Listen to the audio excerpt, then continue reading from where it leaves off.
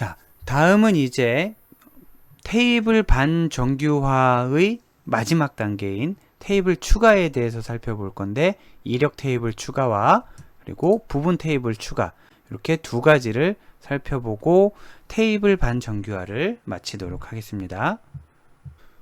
사실은 이 이력 테이블 추가는 언뜻 보면 테이블을 추가하는 것 같잖아요. 그런데 이것도 제 기준에서는 조금 마음에 들진 않는데, 테이블을 추가하는 건 아니고 칼럼을 추가하는 겁니다. 자, 결론부터 보면 오른쪽 위에 이런 테이블이 있었어요. 얘를 반정규화를 해서 이력 테이블을 추가하면 이렇게 됩니다.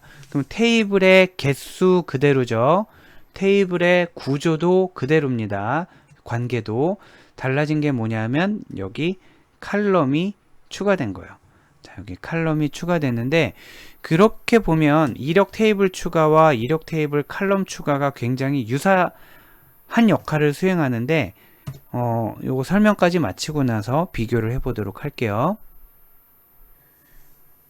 예를 들면 이런 상황이에요. 지금 공급자가 있는데 그 공급자에 대한 기본 정보를 가지고 있어요. 공급자 번호, 공급자명, 그리고 공급자에 대한 다른 정보들 등등을 갖고 있는데, 연락처 정보가 이렇게 있어요. 연락처 정보가 있는데 전화번호 정보, 메일 주소, 그리고 위치. 언뜻 보면은 여기에 전화번호, 메일 주소, 위치 이렇게 들어가는 게 일반적이잖아요.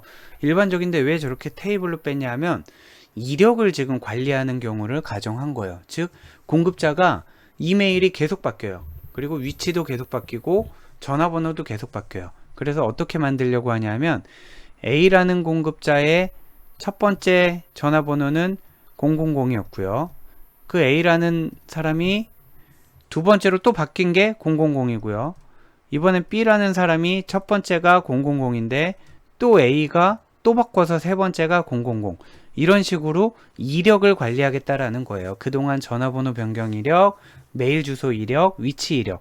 자, 요렇게 얘는 전화번호, 이런 식으로 이메일, 이런 식으로 주소, 위치 이렇게 있어요. 그게 이 상황입니다. 자, 요렇게 있기 때문에 따로 칼럼으로 안 두고 테이블 3개를 놨는데, 봤더니 어떤 공급자 번호 누구누구의 뭐 이렇게 범위를 줄 수도 있죠. 공급자 번호 1111이라는 공급자가 있는데, 이 사람의 현재, 즉 최근 전화번호, 메일, 주소를 조회해라. 그러면은 이 테이블에 가서 우리 아까 이력 테이블 칼럼 추가할 때 봤던 것처럼 A라는 사람의 마지막 거 하나 뽑고 또 뽑고 또 뽑고 테이블 3개를 조회해서 수많은 걸 조회해 봐야 되잖아요. 그러니까 이거 너무 힘들다라는 거예요. 그래서 이력 테이블은 이렇게 관리를 하긴 하는데, 얘네들 중에 가장 최근 전화번호, 메일 주소, 위치, 가장 최근 값만 여기에다 복사를 하자라는 거예요. 그러니까 이력을 관리를 해야 되니까 이 테이블을 그대로 유지하는 거는 맞아요. 이력을 관리를 그대로 하긴 하는데, 그 중에 최근 값만 따서 여기에 전화번호를 써놓고 위치를 써놓고 이메일을 써놓자 라고 해서 최근 값이 여기에도 들어가고 여기에도 들어가게 이렇게 중복으로 저장을 해두는 게 이력 테이블을 추가하는 게 되겠습니다. 사실은 이렇게 말은 하지만, 그리고 교재에 그렇게 나와 있고 시험에 이렇게 나오니까 저도 설명은 하지만, 사실은 이력 테이블로 인해서 최근 값을 메인 테이블, 본 테이블에 컬럼을 중복으로 추가한다라고 이해를 하시는 게 맞을 것 같습니다. 그리고 가장 최근 값을 중복으로 기록한 테이블을 생성한다. 이것도 사실 교재에 있는 대로 쓰긴 한 건데, 테이블을 생성한 건 아니고요. 테이블에 컬럼을 추가한 게 맞는 거죠. 자, 그러면 아까 있었던 이력 테이블 칼럼 추가와 비교를 해보면은 큰 차이는 뭐냐면, 자, 이력 테이블 칼럼 추가는 뭐냐면, 여기에 이제 A라는 직원의 차량 번호가 막 나온다고 그랬잖아요. A라는 직원의 차량 번호가 막 나온다고 그러면은, 지금 요 이력 테이블 칼럼 추가는 그 최근 차량 번호를 중복으로 저장하는 게 아니고요. 최근인지 아닌지를 추가하는 거예요. 여기에 no, yes 이렇게. 자, 최근 데이터 값을 중복하는 게 아니라 이게 최근이다 아니다를 나타내는 필드를 추가하면 이력 테이블 칼럼 추가가 되겠고요. 그리고 이력 테이블 추가는 뭐냐 하면 이력 테이블로부터 가장 최근 값을 따와서 그 값을, 이게 yes, no가 아니고 실제 전화번호, 메일 주소, 위치, 실제 데이터 값을 저장하는 게 이력 테이블 추가가 되겠습니다. 자, 요거는 사실은 이름을 예쁘게 붙인 것 같지는 않고요. 이름 붙인 데에 좀 규칙이 애매했던 것 같은데 일단 이렇게 여러분이 이해는 해 두시고 사실은 굉장히 비슷한 얘기를 다루고 있다라고 정리하시면 되겠습니다. 자, 이번에는 테이블 반정규화의 가장 마지막 내용으로 부분 테이블을 추가하는 것을 살펴보도록 하겠습니다. 아마 앞부분의 개요에서 제가 설명할 때 수직 테이블 분할, 그 테이블 수직 분할이랑 부분 테이블 추가 그 두 가지의 차이점을 얘기를 하면서 어느 정도 이해가 많이 됐었을 것 같아요. 자, 부분 테이블 추가는 어떤 특정 칼럼들이, 즉 특정 속성들, 특정 칼럼들이 집중적으로 자주 사용될 때 걔네만 떼어내서 별도의 테이블을 구성을 하는 겁니다. 예를 들면 이렇게 테이블이 있을 때 어떤 이런 테이블이 있을 때 차량 번호를 넣어서 그거에 대한 사진을 조회하는 그런 쿼리가 굉장히 많다 그러면은 차량 번호와 사진만 별도의 테이블로 떼어낼 수가 있다라는 거죠. 자, 이렇게 떼어냈을 때 지금 오른쪽에 있는 그림을 보면 차량 번호, 차량 사진을 따로 떼어냈지만 차량 번호, 차종, 연식, 배기량, 차량 사진. 자, 원래 있던 테이블에도 차량 사진이 있잖아요. 그리고 오른쪽에 따로 떨어져 나간 테이블에도 차량 사진이 있죠. 요렇게 되면은 요거는 부분 테이블을 추가한 거고요. 만약에 오른쪽으로 차량 사진을 끄집어내면서 원본 테이블에서는 얘를 빼냈다. 그러면은 얘는 테이블 수직 분할이 되겠습니다. 자, 굳이 예를 들자면 이런 거죠. 이런 테이블이 있는데 어떤 쿼리는 여기에만 집중이 돼 있고 어떤 쿼리는 여기에만 집중이 돼 있어요. 이렇게 트랜잭션이나 쿼리 자체가 이렇게 둘로 명확히 나누어져 있다면 얘와 얘로 분할을 해주는 게 좋겠죠. 물론 프라이머리 키는 양쪽에 들어가고요. 자, 이런 경우에는 분할을 해주는 게 좋겠는데 다른 예로 얘만 집중적으로 들여다보는 트랜잭션이 있고요. 또 하나의 유형은 얘를 골고루 들여다본다면, 자, 그러면은 얘만 따로 떼어내면서 얘네는 원본을 유지하는 게 좋겠죠.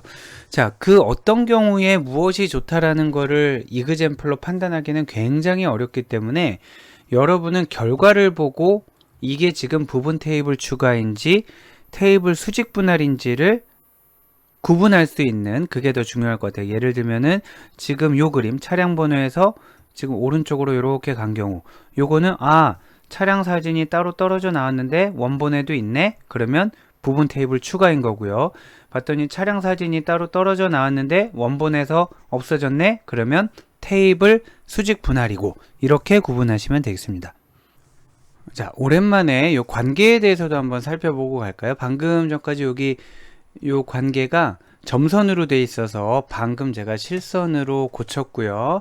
그래서 여러분들 강의 노트 배포할 때는 요 고친 버전으로 배포를 하도록 하겠습니다. 자, 보면 여기에는 차량 전체에 대한 얘기가 있잖아요. 그리고 여기서 사진만 따로 뽑아낸 거고요.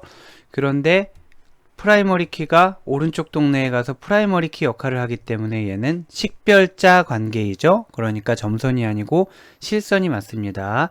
그리고 이 테이블 한 건에 만약에 차량 사진이 없다. 그러면 차량 번호 있고 차종 뭐 어쩌고 저쩌고 있지만 차량 사진이 따로 없는 차였다. 그러면은 이 테이블과 연결이 안 돼 있을 수도 있겠죠. 여기는 차량 사진이 있는 것들만 모아놓은 테이블일 테니까. 그리고 만약에 차량 사진이 있었다 그러면은 차량 번호가 당연히 1대1 관계일 거니까 딱 한 건이 있겠죠.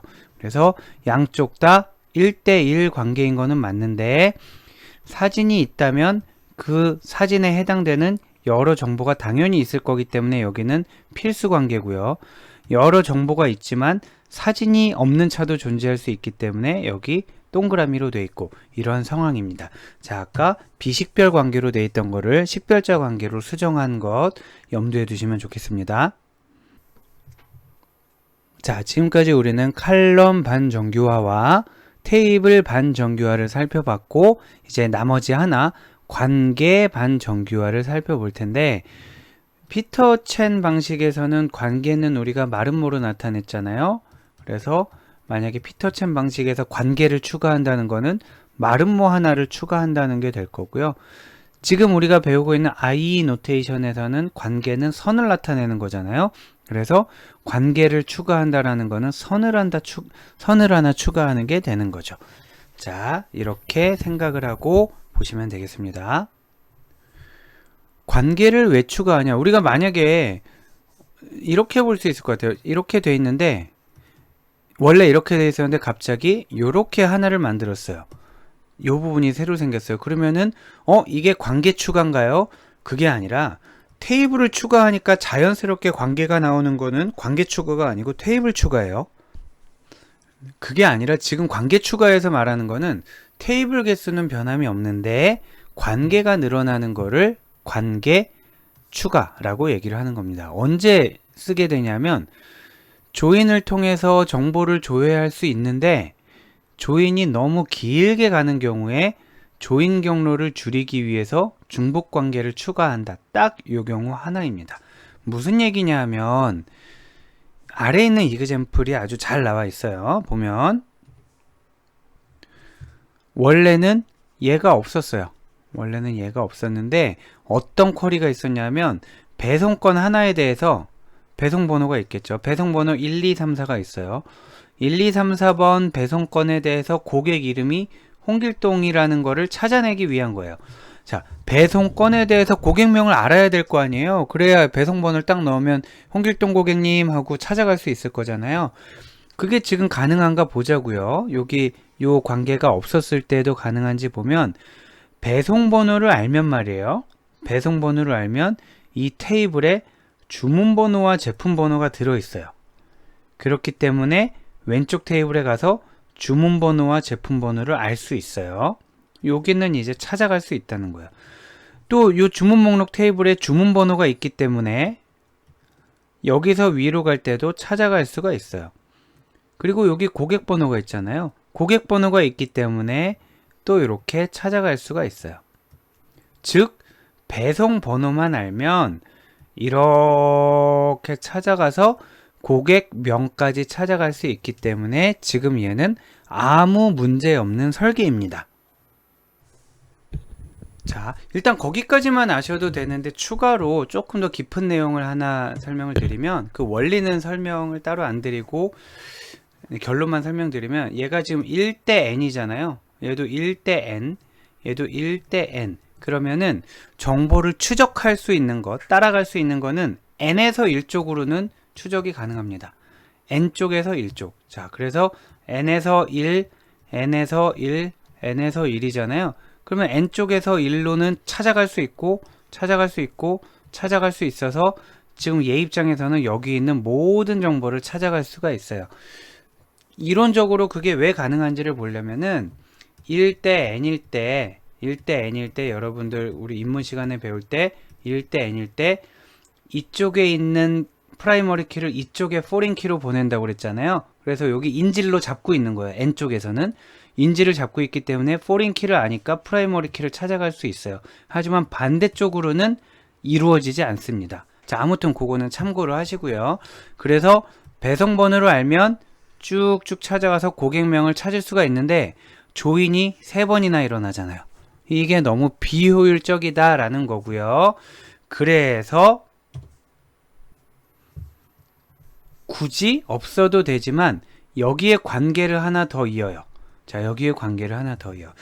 제가 아까 조금 빠뜨린 게 있는데 조금만 수정을 해서 설명할게요. 만약에 이 관계가 없었잖아요. 처음 상태 이 관계가 없었잖아요. 그러면은 여기 고객번호도 없습니다. 자, 고객번호도 없는 거예요. 고객 번호가 없고 여기 있는 프라이머리 키 두 개가 이쪽에 포린 키로 온 상태가 되는 건데 조인 경로 단축을 위해서, 즉 3번 조인하는 게 싫어서 요거 선을 하나를 잇다 보니까 이쪽에 있는 고객 번호가 여기에 포린 키로 오게 된 거예요. 그래서 다시 이렇게 반정교화를 하게 되면, 반정교를 하면 비식별 관계로 선을 그으면서 요 고객 번호가 여기 포린 키로 오게 된 거죠. 역시 대응수는 고객 한 명이 여러 건의 배송을 요청할 수 있으니까 N 되는 거고요. 어떤 고객은 배송을 한 번도 안 시켰을 수도 있으니까 여기 동그라미가 붙어 있죠. 그래서 이렇게 되는 거고요. 배송 한 건에 대해서는 고객이 반드시 한 명 있어야 되겠죠. 고객이 한 명 있어야 되겠어요. 그런데 요거는 지금 다시 고치겠습니다. 배송 한 건에 대해서 그걸 주문한 고객이 없을 리는 없잖아요. 요거는 지금 고치도록 할게요. 자, 지금 다 고친 ERD를 가지고 다시 설명을 드릴 텐데, 지금 이 슬라이드의 핵심인 중복관계 추가에 대해서는 아까 설명드린 것으로 마무리를 짓도록 하고, 지금 여기 동그라미가 조금 잘못된 게 있었어요. 그래서 한 군데만 고치려다 보니까 여러 군데 발견되어서 다 고쳤는데, 지금 중복관계 추가하고는 별 관계가 없지만 여러분들이 ERD를 보면서 여기 왜 동그라미가 있지? 라고 또 혼란을 겪으실 것 같아서 잘못된 것을 바로잡고 다시 설명드리겠습니다. 자, 지금 반정교화에 대한 얘기하는 거는 아니고 요 관계에서의 선택성, 옵셔널리티, 즉 동그라미에 대해서만 설명을 드릴게요. 고객 번호가 아래로 왔잖아요. 자, 위칸 아니고 아래칸으로 왔으니까 비식별 관계 점선 맞고요. 주문 번호가 위층으로 왔죠. 그러니까 실선 식별자 관계가 맞고요.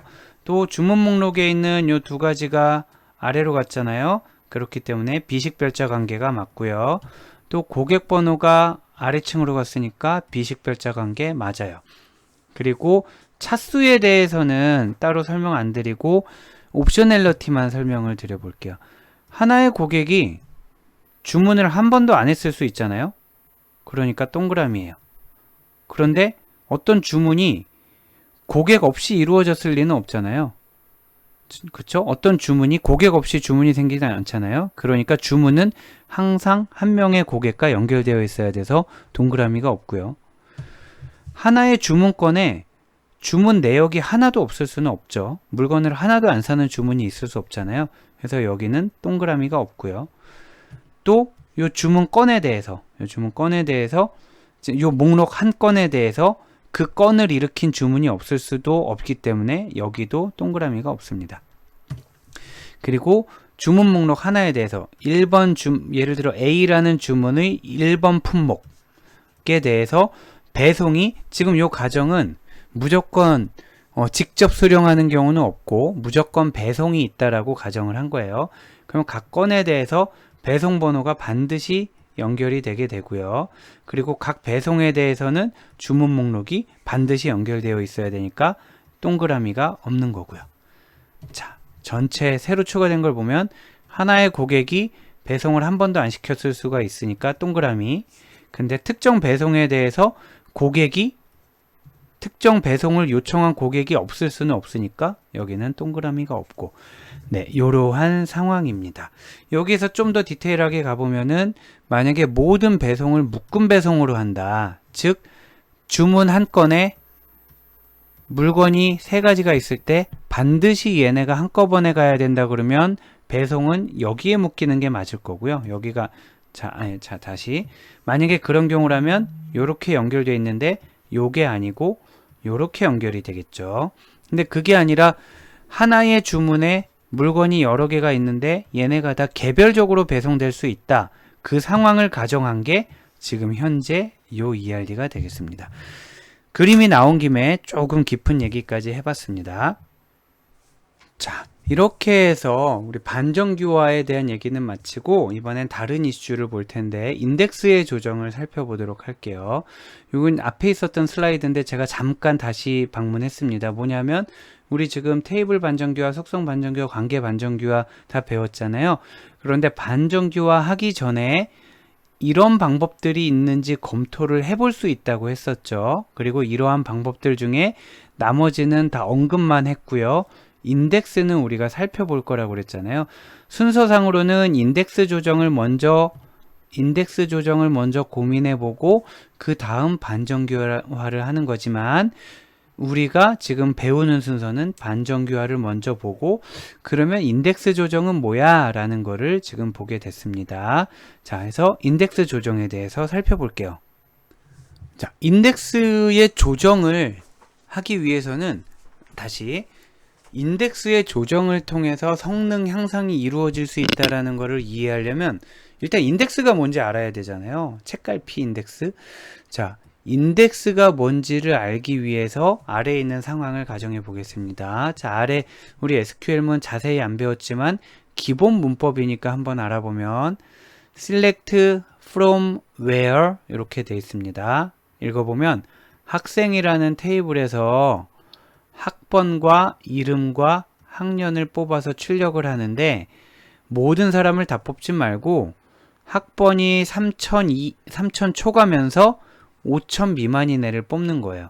자, select 하고 여기 칼럼 이름을 쓰게 되면은 테이블에 있는 여러 칼럼 중에 특정한 칼럼만 뽑게 되니까 세로에 대한 필터링이 되는 거고요. where문은 수많은 레코드 중에 요놈을 뽑으란 얘기니까 가로에 대한 필터링이 되는 거예요. 그래서 테이블에 대해서 세로 필터링, 가로 필터링 하는 게 SQL문의 기본이다 라고 보시면 되고요. 지금 그 얘기를 하려고 했던 건 아니고 한번 이 아래에 있는 이그젬플에서 요 쿼리에 맞는 답이 누군지 몇 명인지 한번 보세요. 자, 3000 초과 5000 미만인 학생이 누구일까요? 자, 보면 얘죠. 단군. 굉장히 버릇없어 보이는, 네. 아무튼 단군께서, 네. 여기에 합격을 하게 됐습니다. 자, 지금 이 답을 얻기 위해서 3000에서 5000 미만 요 사이에 있는 학생이 누군지 알기 위해서 몇 개의 데이터를 봐야 했을까요? 하나, 둘, 셋, 넷, 다섯, 여섯, 일곱, 여덟.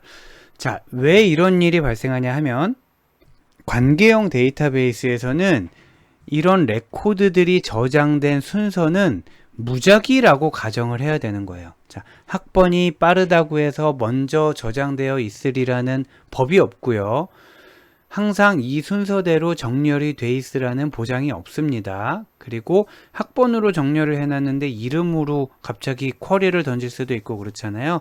그래서 기본적으로 관계형 데이터베이스 테이블에서는 정렬이 안 돼 있는 상태입니다. 그러니까 여기에서 이런 간단한 쿼리를 하나 하려고 하는데도 얘네를 다 살펴봐야 되는 거예요. 테이블을 다 살펴보는 거를 우리가 풀 스캔, 다시 풀 스캔 이라고 불러요. 테이블을 전체를 들여다보는 거를 풀 스캔이라고 하고, 어떤 값을 얻기 위해서 풀 스캔하는 데에는 시간이 굉장히 많이 소요되기 때문에 여기에서 뭔가 성능을 향상시키고자 만든 장치가 인덱스이다 라고 생각하시면 되겠습니다. 자, 구체적으로 설명을 드리면 가운데 있는 요 테이블이 있잖아요. 요거는 아까 앞 페이지에 있었던 테이블과 동일한 거예요. 앞 페이지에 있었던 테이블을 그대로 이렇게 두게 되고요. 그런데 만약에 우리가 미리 테이블을 만들기 전에 혹은 테이블을 만들고 나서 알게 된 사실이 학번을 가지고 검색하는 경우가 굉장히 많더라, 아까처럼. 그런데 학번이 정렬이 안 돼 있기 때문에 얘를 찾아내기가 힘들더라. 그럴 때 쓰는 방법 중에 하나가, 그러면 우리 학번에 인덱스 하나 겁시다 이러는 거야. 그 학번에 인덱스를 하나 걸겠습니다. 즉 학번으로 인덱스를 하나 만들겠습니다. 그 말이 뭐냐면 여기 인덱스 테이블에다가 요 학번을 이렇게 정렬해서 넣는 거예요. 자, 이렇게 정렬을 해서 넣는 겁니다. 그러면은 이렇게 그 순서대로 쭉 있으니까 만약에 우리가 앞 페이지에서 제가 실수가 있었네요. 다시 볼까요? 자, 3000에서 5000이면 한 명이 아니었군요. 여기 두 명이었네. 거 봐요. 이렇게 정렬이 안 돼 있으면 실수를 한다고 그랬잖아요. 그랬나요, 제가? 네. 얘도 정답이 되고 얘도 정답이 돼요. 그래서 두 개를 찾기 위해 8개를 다 살펴봤어야 된다라는 거죠. 그런데 이게 찾기가 힘드니까 어떻게 하게 되냐면 인덱스를 따로 따서 정렬을 이렇게 해두게 되는 겁니다.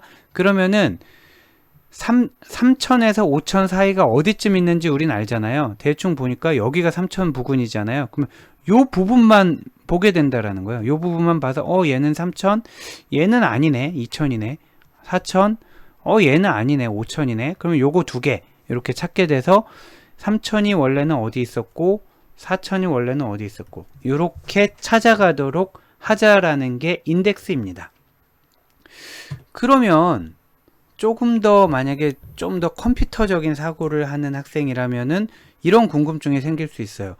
아니 그러면 여기에서 이 빨간 동네 즉 3000, 4000이 여기쯤 있다라는 거는 우리는 찾지만 컴퓨터는 어떻게 찾지? 그거는 지금 다룰 건 아니지만 요렇게 자료 구조라는 거를 이용하게 됩니다. 자, 자료 구조에서 특히 트리라는 구조를 이용하게 되는데 뭐 굉장히 많아요. 비트리, B 플러스 트리 뭐 여러 가지가 있는데 요거는 지금 자세히 설명하지는 않고요. 요렇게 찾아갈 수 있어요. 만약에 이렇게 만들어진 상태에서 37번을 찾아간다. 그러면 37은 50보다 작으니까 왼쪽으로 가고 37은 11에서 40 사이에 있으니까 이렇게 가고 그러면 37이 여기 있으니까 요놈. 만약에 또 90을 찾아간다.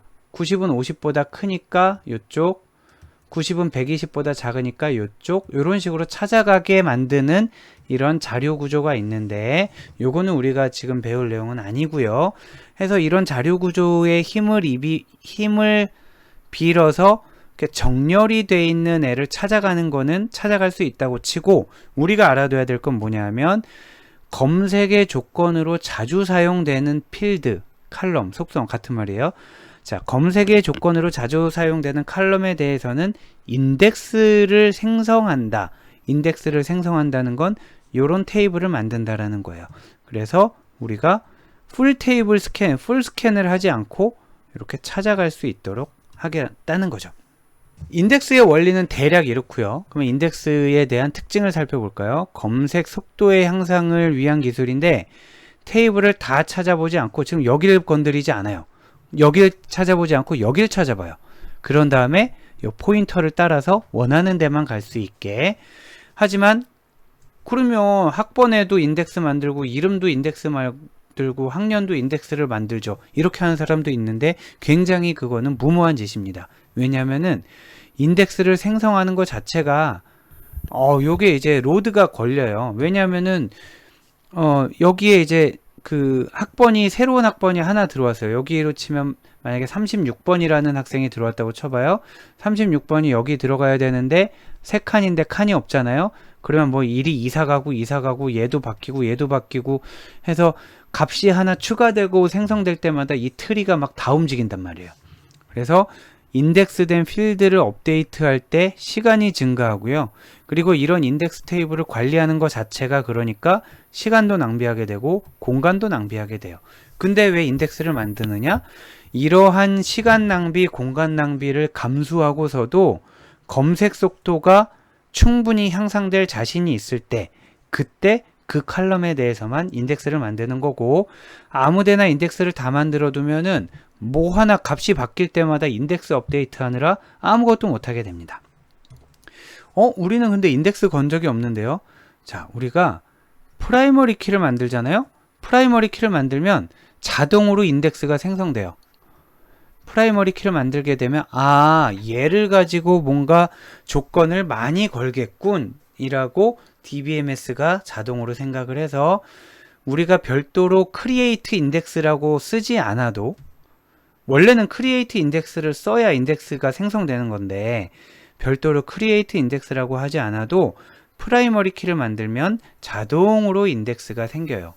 심지어는 프라이머리 키가 아니라 유니크라는 조건을 주잖아요.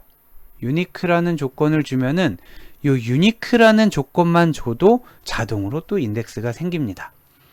자, 해서 PK를 선언하거나 유니크 조건을 주면 거기 그 컬럼에 인덱스가 생기고요. 그렇지 않고 유니크 하지도 않고 PK도 아닌데 꼭 필요하다 그러면 create index를 신중하게 사용할 수가 있겠죠.